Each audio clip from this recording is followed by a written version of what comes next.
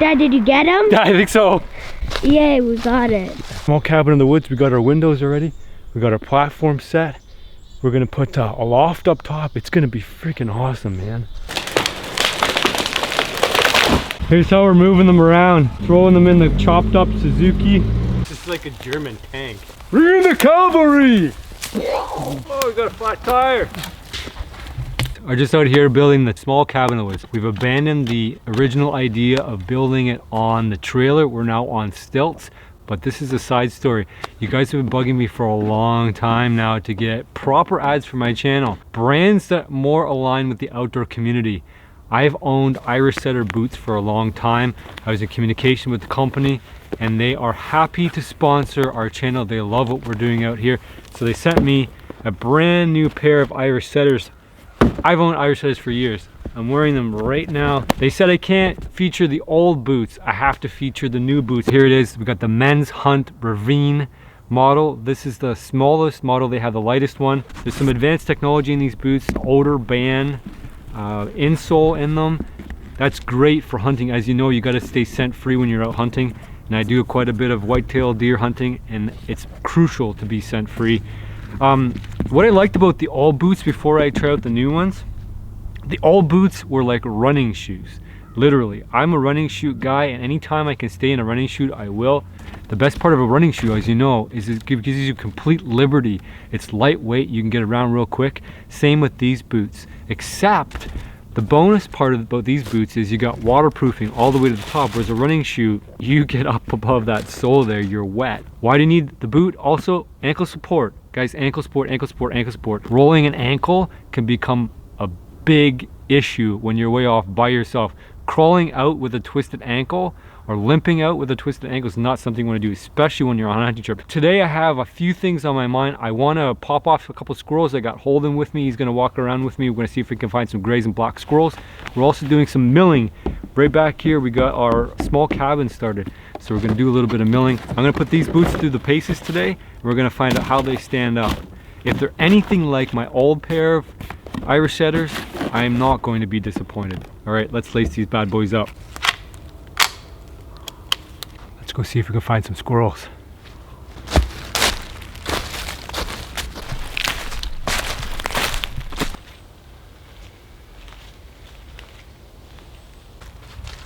There's a squirrel down there, just went in the woods.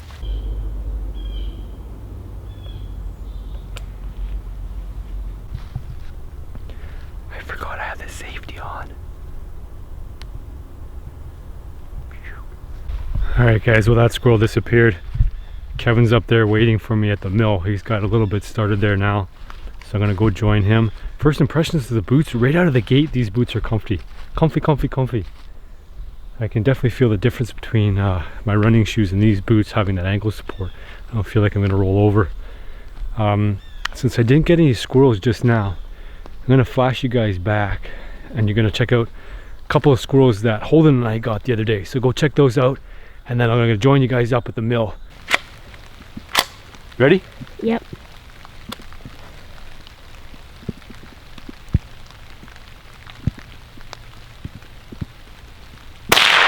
Dad, did you get him? Yeah, I think so. Yay, we got it. What do you think, dude? We got him. That was a long walk, wasn't it? Mm-hmm. Finally get one. Good job. Oh.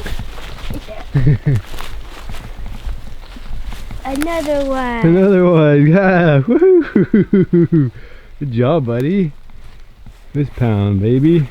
There's another gray squirrel. What'd you make? First 2x6 coming off the mill for the roof structure. Nice. So that's the tree we cut down the other day.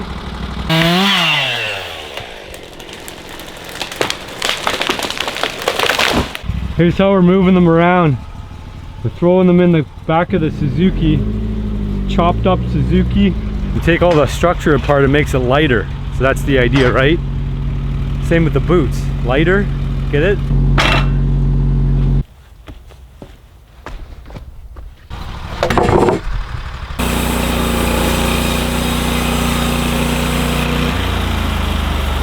And I close the door. Well, you just break the door off, it makes it lighter. I Park in the sun to dry the seats out? No, charge the battery. Charge solar battery on the top. This is the trick to have a bush vehicle, that you don't always have to charge the batteries. You get one of these battery eliminator chargers, and it keeps the battery chopped up, but you gotta park it in the sun. So as long as you have sunshine, you're all good to go. Solar powered Suzuki.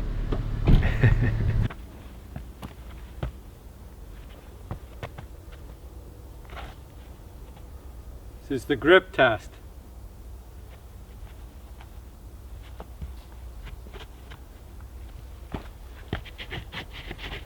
That's a tough one.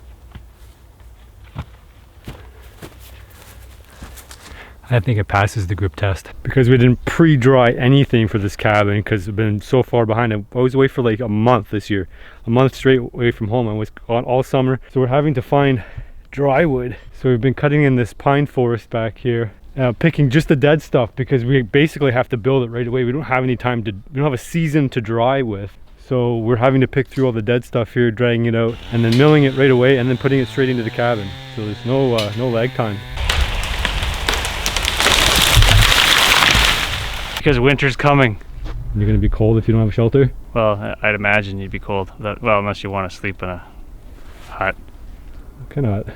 I don't know, like a hut made out of grass and sticks. A primitive hut? A primitive hut. Yeah, you're gonna build a primitive hut and sleep in it all winter? See, I'm not a primitive hut kind of guy. I'm kind of like, let's go to the bush and build a house.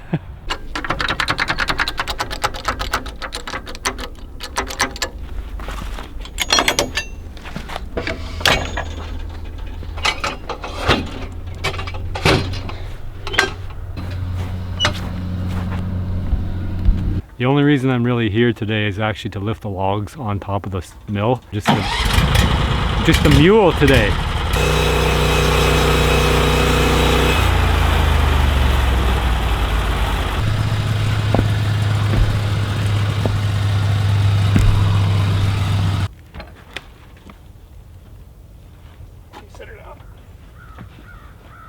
I showed this forest before and it was, why are the trees lined up in a row? Because somebody's dumb, that's why. Stupid mono culture. Dumb to plant all the trees like this. There's nothing lives in this forest. It's like the pine needles all on the bottom here choke out everything. No sunlight reaches the bottom. It's a disaster. Ow. Me find good tree. It's gonna be heavy. That's it right there. It sheared off, which is what's going to happen to all these trees. They're about done their life cycle now. You should be using hand tools.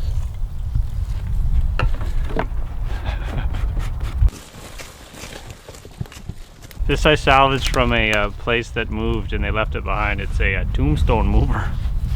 You put your tombstone on here, you go into your graveyard and you dump it off, I imagine. I don't know, it's just a big axle with tires on it. A log mover.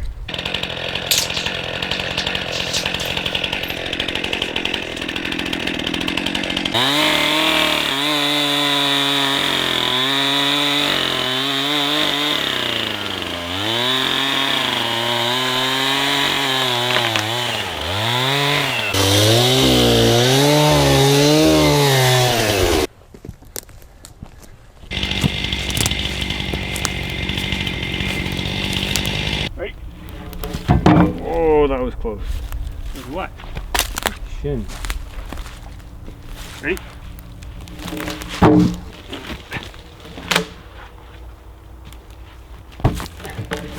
One more. Ready?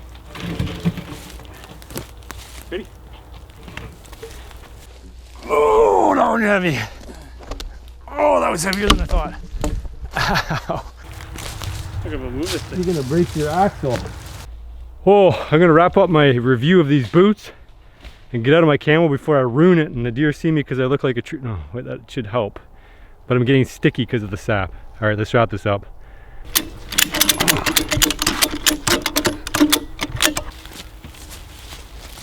It's just like a German tank. Shoot, watch my hand. Wow. We're in the cavalry! You're driving. Yeah, I'm trying to find the easiest way. Yeah, we need some air in that tire. Oh, we got a flat tire. We're making it harder on ourselves. Alright guys, I'm bushed.